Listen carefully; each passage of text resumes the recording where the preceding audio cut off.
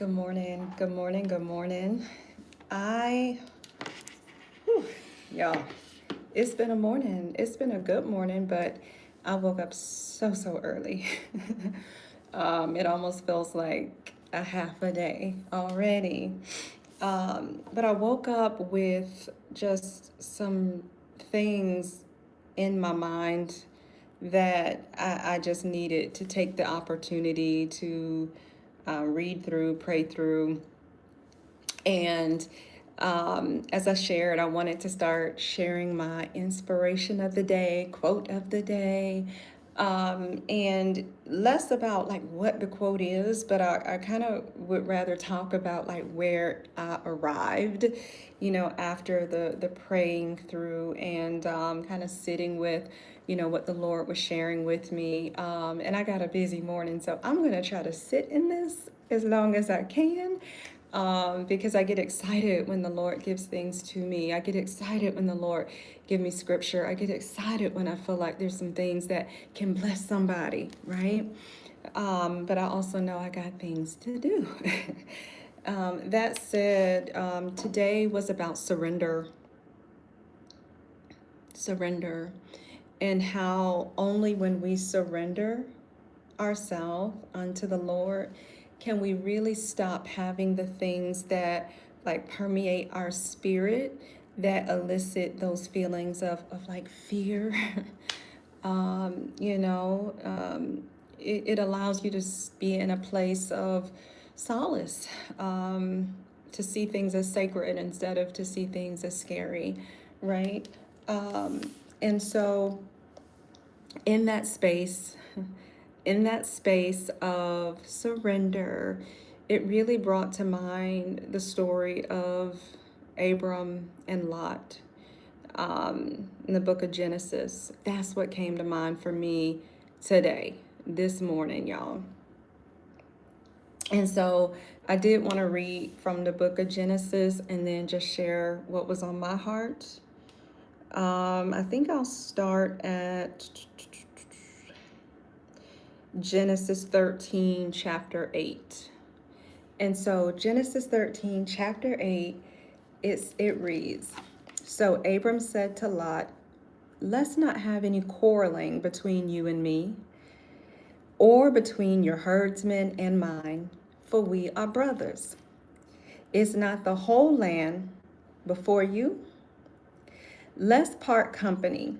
If you go left, I'm going to go right. And if you go right, I'm going to go left. Y'all, is Abram talking a lot when he said, look, it's time for us to go our separate ways, okay?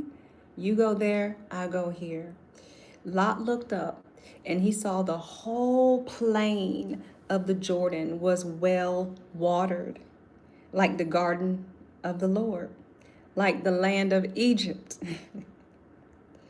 toward Zoar. Now, Zoar, that was before the Lord destroyed Sodom and Gomorrah. So y'all know the story. But that's where Lot chose. Lot chose for himself the whole plain of the Jordan. And then he set out toward the east. And so then the two men parted ways. Okay, they parted company. And then Abram lived in the land of Canaan, while Lot lived among the cities of the plain, and he pitched his tent near Sodom. Now the men of Sodom, they were wicked and sinning greatly against the Lord, ... But y'all, what happened is this. Once Abram decided to part from Lot. Now that was his nephew, right? And he was trying to bring Lot on that journey, y'all. And this is about surrender, but he was trying to bring Lot on that journey with him. But he knew he had to depart from Lot in order to fully know, to fully see, to fully receive what the Lord had for him. And only after that, the Lord said to Abram, Lift up your eyes from where you are and look north and south, east and west. All the land that you see, I will give to you and your offspring forever. I will make your offspring like the dust of the earth, so that if anyone could count the dust, then your offspring could be counted. Y'all, you know what just came to my mind? You know that scene from The Lion King where Mufasa holds up Simba and he's like, maybe this is when he was a little bit older, but he's like, look as far as the land, as far as your eye can see. Everything that the sun touches is yours, right? Like that's like the moment that Abram had, because we know that the Lord promised Abram, who later became Abraham, a son, right? Which he received that promise through Isaac. What a journey to get there, but he received it. But we also know that he promised him nations, y'all. Nations. But what the Lord was saying is that I can't even start the process. I can't even start revealing. I can't even give you the rest of, of, of your promise, of your prophecy of what is coming until you let Lot go. Okay? And that's what happened, y'all. That's what today the inspiration is about. That's what that surrender means is, where do we still try to have control, be in control, right? Where do we still try to say, I know what I'm doing with this, so I'm good. It's going well. I'm good. Like, where do we have control where God is saying, stop, right? What do we know, y'all? Obedience is better than sacrifice. The Lord doesn't need a sacrifice from you, okay? Right? I know it's, Lent has been, the last 30 days, and I'm sure a lot of people were sacrificing. And this is not at all a referendum on that. Please know that. But sacrificing, giving up things, right? And there is a lot of purpose that comes from that. I had mentioned I'm reading a book on fasting, and there is clarity that comes from that, right? But that sacrifice, y'all, that has a different purpose. But God just requires obedience. He requires obedience to do the unlocking, to do the revealing, to do the uncovering for what you need in your life. What if Abram had never decided to say it a lot, right? That's his family. That's his family. What if he never decided? What if he never got to that place where he could say, Lot, I love you, nephew, but brother, you got to go over here. And we still know, right? There came a time where because Sodom was so wicked, because it was so wicked, but Abram knew that his nephew was there, his nephew and his family was there, that Abram, even when it was to be destroyed, he still said, Lord, what if there's someone good there? Knowing it was his nephew's family, right? What if there's one, what do you say? First he's like, what if there's hundreds? What if there's dozens? What if there's one? Will you save him? Will you save him? My God. So he never stopped caring for, he never stopped wanting for Lot to be blessed. He just knew Lot couldn't go on the journey with him. He knew that. He knew that. And the evidence of that, right? The evidence of that was that the Lord came to him. The moment he said, Lot, you go here and then I go there. You choose where you want to go, Lot. You choose, your choice, but I'm going the opposite direction. And it was only then where God was able to redeem time, right?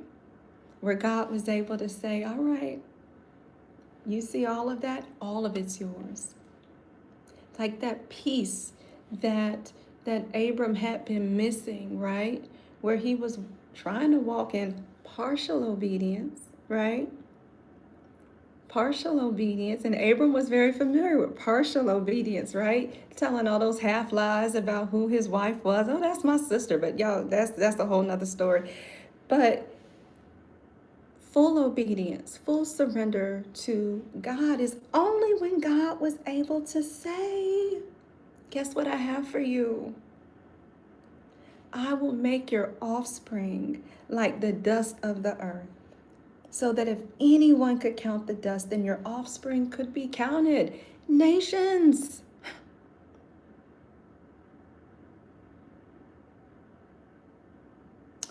Go walk through the length and breadth of the land, for I am giving it all to you. And all it took was surrender. So y'all listen, I just need y'all to know that whatever the thing is in your life where you feel you got it under control, I got this. I got a plan. I'm good. I'm gonna figure it out. Nah, I'm good. I need to do this. They depending on me for this. Let it go. I know that's scary.